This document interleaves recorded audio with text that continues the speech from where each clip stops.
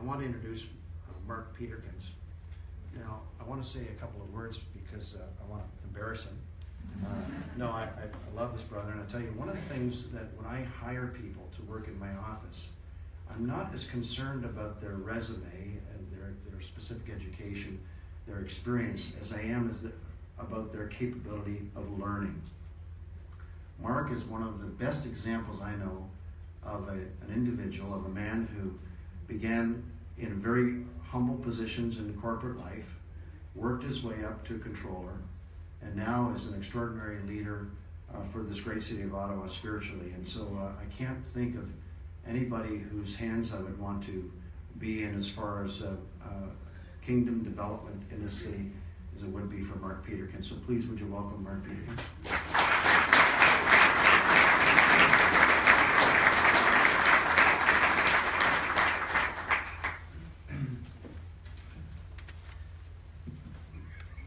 Dave, when I think about you and our relationship over the years, I think of that afternoon sitting in a aluminum boat, Lake Cognawana, northern Quebec, fishing for lake trout, and you saying, you know what, I think someday I'm going to run for office.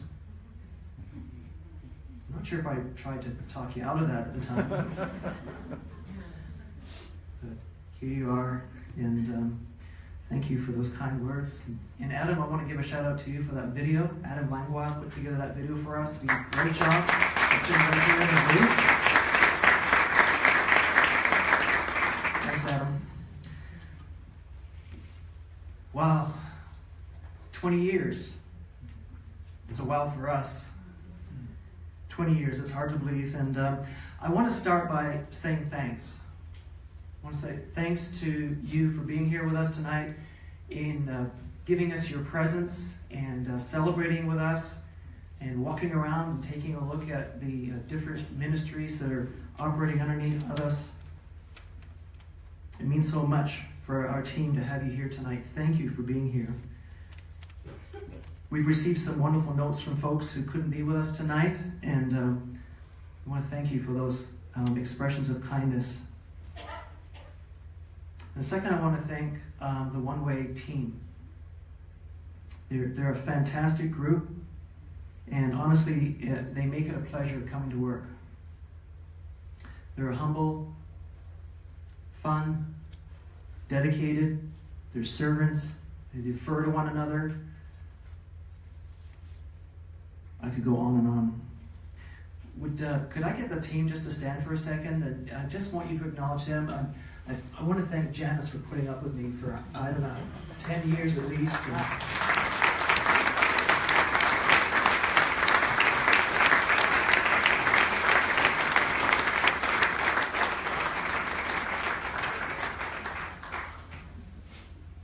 I'm so thankful for both our staff past and present, our board members, volunteers, donors, and prayer intercessors.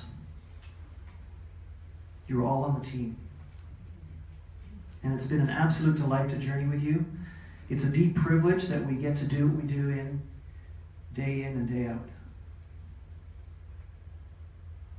And I want to say a special thank you to Larry and Leslie. And unfortunately, Leslie couldn't be with us tonight. She's just finished a round of chemo and she was exhausted. But Larry is right back there. He's typical Larry. He's sitting right at the back of the room, and he's back there. He's the founder of One Way Ministries.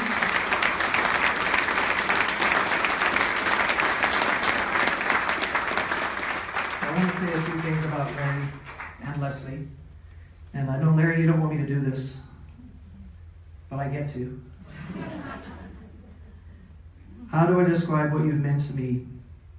You're our gospel patron, cheerleaders and coaches, mentors and networkers, friends and foodies, travel companions and adventurers, shoulders to lean on and sometimes cry with, business companions and entrepreneurs, source of wisdom and the occasional butt kicking. Walking with you and Leslie has been a delight. You've deeply guided and enhanced the course of my life and my family. And I know there are many here tonight who could say the same thing. And so I want to say thank you.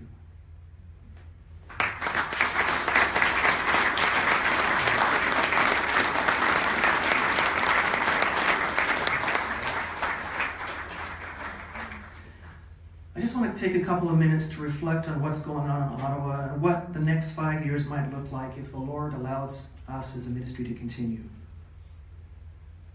Firstly, I believe we're at the beginning stages of what Tim Keller calls a gospel city movement. And here's what Keller means by that, and I've got a slide. Kent, do you think you can get that slide up? I think it's a little bit more cropped than we were expecting, but I'm going to read it to you. A gospel city movement is happening when Christians and churches coming together across racial and denominational lines in a city unified by A, the gospel, and B, a vision to reach that city, which means to see the body of Christ grow in quality and quantity faster than the population. That the salt and light of Christian love and truth will influence the life of that city, renewing it, improving it socially, influencing it culturally, and lifting Jesus' name so that it's increasingly respected and honored in that city. That's a lot of words, but it boils down to allowing Christ and God to use us in a way that's undeniable to the world around that. And I think that's exciting. Don't you? I get excited about that. I think as a city we have traction. Perhaps not movement yet, but traction. And as I've studied these movements, 3 key things have to be happening. The first is trusting friendships among leaders, and that becomes a norm. The second is that the church of that city is committed to passionate, city-directed prayer. And then the third is cooperative, gospel-centered outreach erupts and is erupting. And so how are we doing here in Ottawa? Let's look at trusting friendships. One way it's helped build into friendships for over the last 20 years. Visitors to Ottawa say it's evident, and over we hear that, and we're thankful. And I think that comes through in our video. Hey, it turns out Ottawans are fun after all. Did you know that, David? I believe you, brother. Okay. So let's keep this going.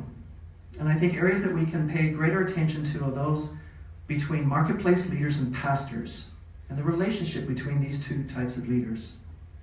I've watched as some of our teams, you see them here, I've seen amazing fruit when these 2 types of leaders work together.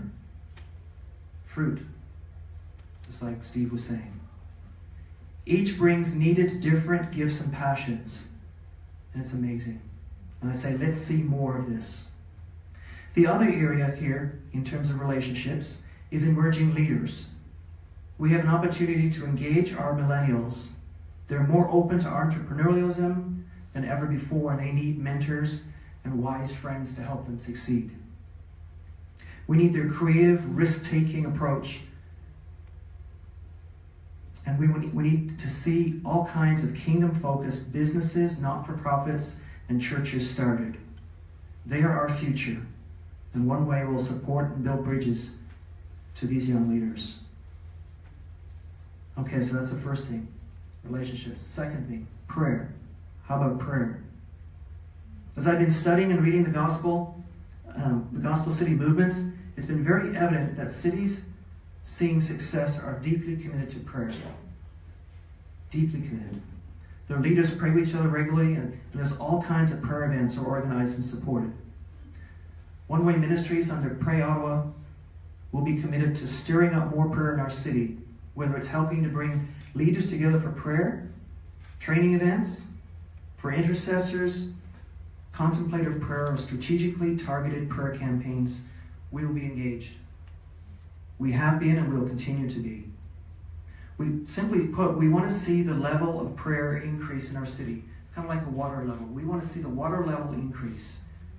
We want to see God answer big and bold prayers for His kingdom. And so while I'm talking about prayer, just let me give a quick call out to an opportunity for an upcoming Leaders Prayer Summit. This is coming up March 5th and 6th. Check out our website under events for details. There's actually a booth for it right over here. And we're hoping to see more than 100 leaders and spouses there for a day. It's going to be a great time.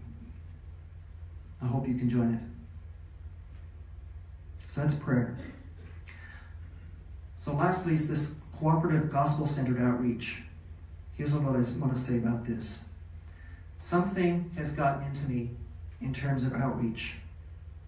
I've watched teams from across our city work together, and my faith is rising. I'm believing for more. I'm getting excited. You might not tell that right now, but I'm getting excited. So let me refer to two scriptures that highlight the basis for this.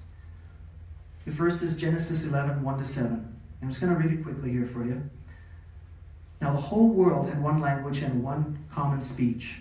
And as people moved eastward, they found a plain in Shinar and settled there. They said to each other, "Come, let's make bricks and bake them thoroughly." They used brick instead of stone and tar for mortar. Then they said, "Come, let us build ourselves a city with a tower that reaches to the heavens, so that we can make a name for ourselves. Otherwise we'll be scattered over the face of the whole earth." But the Lord came down to see the city and the tower and the people were building.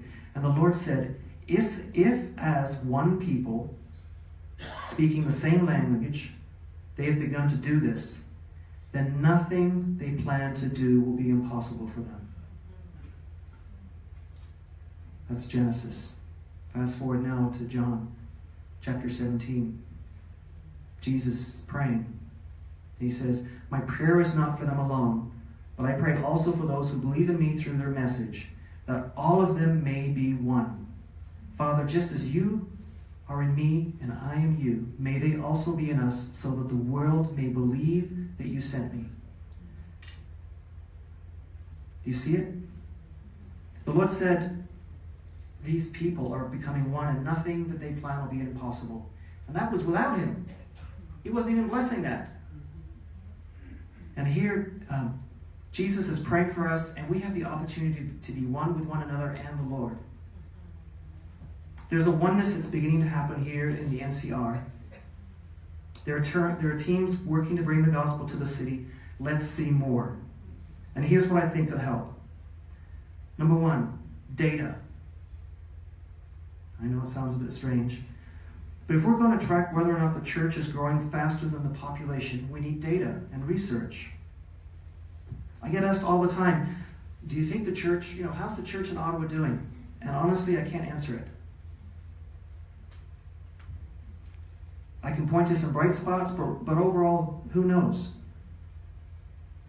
Some ongoing research about what God is doing in this city would be able to help answer us for that. In New York City, I heard this last fall, in New York City, the evangelical church has grown 500% over the last 25 years. I was shocked by that. That's encouraging, isn't it? We don't often get good news like that. And it would be helpful to know the spiritual condition of our city and whether or not we're heading in the right direction. So data and research, I think, would help us with that. Secondly, if we want the gospel to have an impact on our city, let's be more strategic in our responses to the needs of the city. I'm so excited to see all these different teams moving ahead and doing stuff together. But I feel like we could pull together more and help serve the city in the areas of need. And we have to continue to realize that our local church cannot do it all, but together as one we might. Wouldn't it be amazing if when the mayor has a significant problem or an issue, his first response would be to communicate to the church and ask for our help, because we can be trusted to care for people well. That's what I got for you here this evening. Relationships, oneness in prayer and outreach. 3 things. We've got traction. The tires have found some pavement. We're beginning to move forward. This is a God thing. And, you know, this is a fundraiser for One Way. And yeah, we have to talk about One Way. But I just want to say this is a God thing. And as a ministry, we play just a little part of this. But everybody has their part.